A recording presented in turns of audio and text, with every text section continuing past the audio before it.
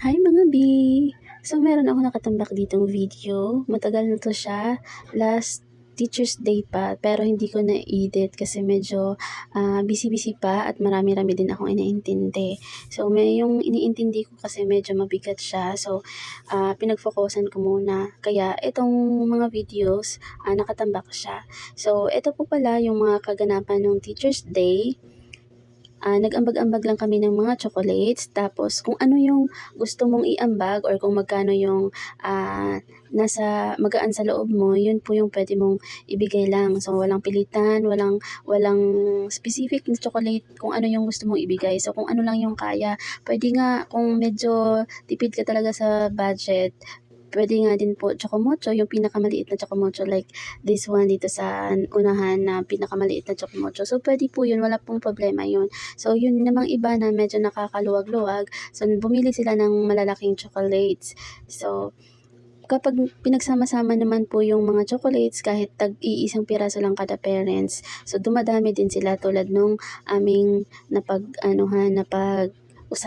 So ayan nga, pinagsama-sama ko na ang styro, pinagdikit-dikit ko lang siya, pinagpatong-patong kasi yung styro na available ko ay manipis, kasi ito yung ginagamit ko nung gumagawa ako ng styro cut na name nung may birthday. May nag-order sa akin na na-upload ko na din yung video dito or hindi? Parang hindi. Hindi ko din na-edit. So, i-upload ko na lang din siya. Kasi minsan nakakatamad kasi mag-video kasi or mag-edit ng video kasi isipin mo yun, sa 3 hours mo na video, ang mapapanginabangan mo lang doon ay mga 5 minutes, mahaba na yung 10 minutes kasi pangit naman din sa video na sobrang haba or pangit sa vlog yung sobrang haba. So, medyo yun yung nakakatamad din, tapos mag-i-edit ka, magvo-voice over, tapos kailangan din tahimik. So, ang unang voice over ko talaga nito, maingay, kasi nasa school ako. Tapos, nung pinakinggan ko siya, ang gulo, napakagulo talaga. Halos hindi na din ako marinig, mas naririnig pa yung mga bata. So, binago ko. So, itong pala dito sa part na to, dito sa nakita nyo, nag-DIY lang ako nung dun sa scotch tape ko kasi natanggal yung bilog. So, dahil DIY naman tayo, so, DIY ko na lang din siya. And then, dito sa part na to, ayan nga, pinaisa-isa ko na siyang dinikit yung ating mga chocolates. Nilagyan ko siya ng mga barbecue stick. Meron din talagang stick na para sa bouquet, yung mahahaba na stick.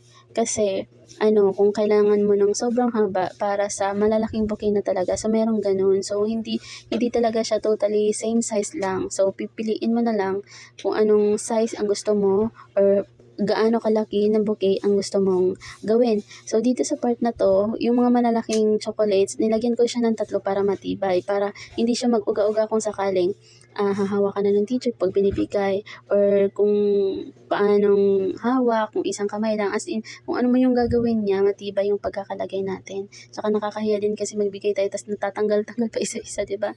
So, eto, dinaglihan ko na lang yung styro ko para kumapal siya, kasi ang iniisip ko talaga kailangang tibayan siya. Kasi sa dami ng chocolates, kahit maliliit yung iba, madami pa din at mabigat yan. So ang iniisip ko, kailangang matibay at makapal yung ating paglalagyan para mag-hold talaga siya. So kahit anong galaw or kahit saan man ilagay, as in steady pa din talaga yung arrangement ng ating chocolate bouquet. So yun din kasi yung gusto ko. Ayoko nang yung mga natatanggal kapag lalo na pag binigay sa client, kasi dati gumagawa din ako ng mga chocolate bouquet na may imported flowers naman yun. Pero ngayon kasi walang available na imported flowers. So ang ginawa ko, ito na lang talaga, hindi ko nalagyan ng accent na flowers, pero okay din naman siya. Tapos ito na nga, pinaisa-isa ko nang nilagay. Inuna ko tong dairy milk na malaki. Tapos nilagay ko na yung ibang medyo cute na tingnan na may partner, kasi yung iba walang partner. So iba-balance ko lang siya. Tapos, tinibayan ko siya ng scotch tape para hindi talaga siya magalaw. Tapos, dito sa likod, ayan, yung mga malalaki ununa ko. Kasi, diba, pag sa likod kasi, may tendency na malalaglag kung sakali saan mo ilagay yung bouquet mo, malalaglag siya kasi mas mabigat yung nasa likod. So, mas maganda, ang iniisip ko, mas maganda yung bigat nasa harap para balance pa din siya. So, nagbabalanse siya. Tas ayan nga, kada lagay ko pa isa-isang row, tinitibayan ko siya ng mga scotch tape para mag-hold talaga sila isa-isa sa bawat stick din para mag-unite yung lakas nila, parang ma-hold yung lakas nila. So, hindi sila matatanggal talaga. Ayan, so binabalance ko lang siya kasi hindi naman balanse yung dami ng ganyang klaseng chocolates, tapos ganyang klase. So, hindi balanse yung dami. Ako na lang yung babalance at nag-aayos kung paano siya magandang tingnan. So, dito din, dinodoblihan ko din siya para, ayun nga, matibay. Tapos, naglagay din ako ng styro, ginawa ko siyang brace para may pangsangga talaga siya, no? Para hindi siya talaga, kasi parang iniisip ko kasi sa mabigat talaga kasi to. Ang iniisip ko kasi pag mabigat siya, baka bibigay yung styro kahit doble-doble pa siya since manipis naman at ko lang siya, pinagdikit-dikit ko lang siya, baka bibigay. So, ayan nga, nakita niyo naman po. Dinoblihan ko pa siya ng mga scotch tape para lalong matibay. Kasi, ayoko talaga na pagkabigay may something na mangyari na bibigay, mahahati yung yung bouquet natin. So, nakakahiya naman po. So, at dito naman sa part na to, ayan, gumagawa na po tayo ng ating pambalot. So, eto, kung may interesadong gagawa, so, mabibili niyo lang po yan siya sa Shopee or di kaya ang pinakamaraming nagbebenta talaga sa Dangwa. Kasi doon din ako namili nung Valentine's Day. Kasi bumibili ako din doon ng mga imported flowers at local flowers din. So, bumili na lang din ako doon at mura lang yung 20 pieces, siguro mga 100 plus lang din. So, mura lang siya. Compare sa kung bibili ka dito, ang pinakamalapit kasi sa Moon News, 50 pesos ang isa or 40 pinakamababa. Isipin mo, 40 pesos, tapos kung bibilin mo siya sa Dangwa, lang siya, 120, mahigit lang din ang 20 pieces. O diba, napakalaki ng tubo pala nila itinubo. Kung bibili ka, kunwari, gagawa ka sa February, tapos gagawin mo siyang business. So, mas malaking tubo, mas malaki masisave mo kapag bibili ka ng maramihan doon sa Dangwa.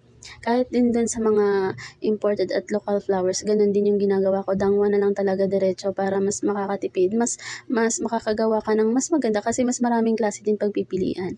So, dito nga, kung magtatanong kayo bakit green, kasi may dalawang section si teacher, pink at saka green. Tapos kami naman, kasi color green kami, so panghapon kami, kaya green yung napili ni President, kasi si Ate President ata namili nitong pangbalot na to. So, may siya, yung, hindi siya dalawang na pinagsama. Bali, dalawang back-to-back talaga yung kulay niya, green at saka gold sa kabila. So, ginawa ko na lang din siyang design para may accent din. Hindi talaga siya totally green. So, ito naman, itong tela na to, tira to siya nung gumagawa ako ng chocolate bouquet ng Valentine's Day. So, ito yung pang-accent ko. Hindi ko talaga siya ginawang pambalot. Pang-accent lang siya kasi mas mahal siya compare dun sa mga paper wrapper tulad ng binalot ko dyan. So, mas mahal siya kaya pang-accent lang din yung ginawa ko. Lalo na medyo mura lang yung bigay ko sa kanya. Pero ang daming order nun, grabe.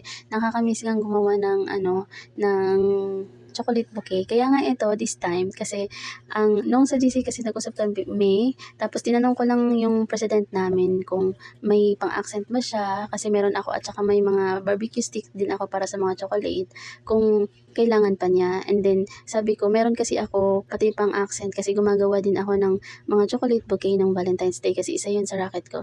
And then, sabi niya na, ikaw na lang, be, maggawa kasi mas expert ka.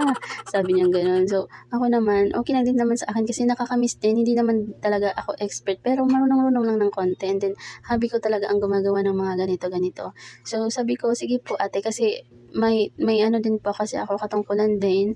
So, isa din ako sa officer. So, mas okay din yung mga officers din yung nagli-lead sa mga magagandang ginagawa para sa ating classroom.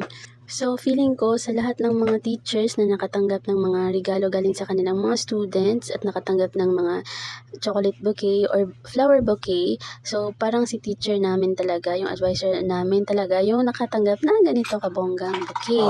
Kasi ayun nga yung nangyari. So, kahit pa isa-isa lang or padala-dalawa lang yung ambaga namin, dahil marami siya, nagiging malaking bouquet talaga siya. So, ito yung pinakabonggang bouquet siguro na natanggap ng teacher.